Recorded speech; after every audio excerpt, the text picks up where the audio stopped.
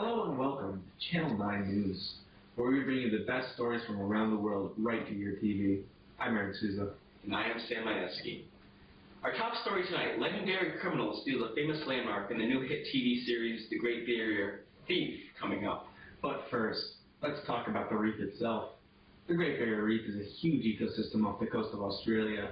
It is home to thousands of species of fish, hundreds of types of coral, and many other diverse species living in and around the reef.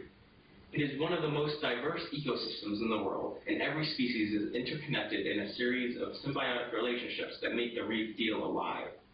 Every type of relationship can be seen in the reef, relationships such as commensalism, parasitism, and mutualism. The reef even has long-distance relationships to some of the organisms on the coast of Australia, like the mangroves and birds that fly over the reef. Let's send it over to Herrick Spencer for some more information on the symbiotics of the Great Barrier Reef.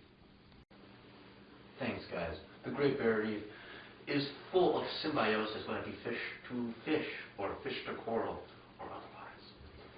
The innumerable relationships happening all the time really exemplify the idea of a true living ecosystem. One example of a symbiotic relationship is between the monogene and the fiddler ray. This is an example of parasitism, as the monogenia sticks to the skin of the ray and eats it. The ray is hurt by this relationship, obviously, but the monogenia gets a nice food source to survive. An example of mutualism is between the mangrove trees and the Great Barrier Reef as a whole. The mangroves collect sediment that would otherwise wash into the water and then into the coral and suffocate it.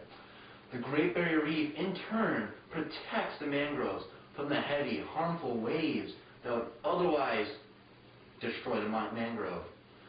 Overall, this is the reason why so many plants and animals thrive in the Great Barrier Reef. Back to you guys. Thanks, Eric. Speaking of mangroves, the tree plays a pivotal role in the lives of other organisms such as shellfish, birds, small fish, and even bigger fish as a feeding ground. It also serves as a shelter for smaller animals. Birds reside in the canopy of the tree, while smaller fish and shellfish tend to hang out near the roots, where there's an abundant amount of food and great hiding places from predators. As you can see, mangroves are very important in the Great Barrier Reef.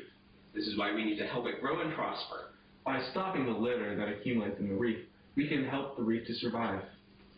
Overall, the aquatic animals in the Great Barrier Reef could not be able to thrive if it wasn't for all the symbiotic relationships across the reef.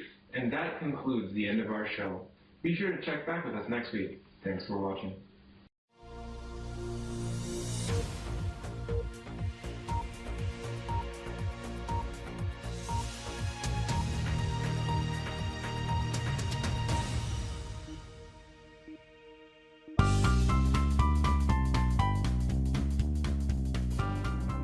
Biggest heist in world history when they tried to steal the Great Barrier Reef in the documentary The Great Barrier Thief, coming up right after this.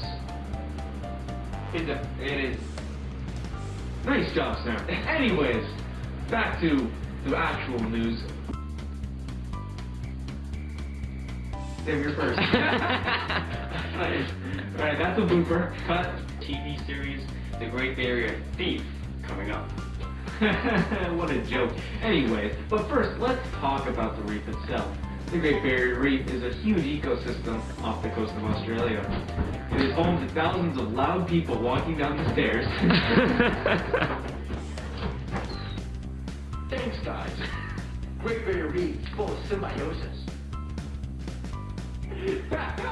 Wait, you stop it? Yeah, and then it's just... The innumerable relationships happening really exemplify. Look.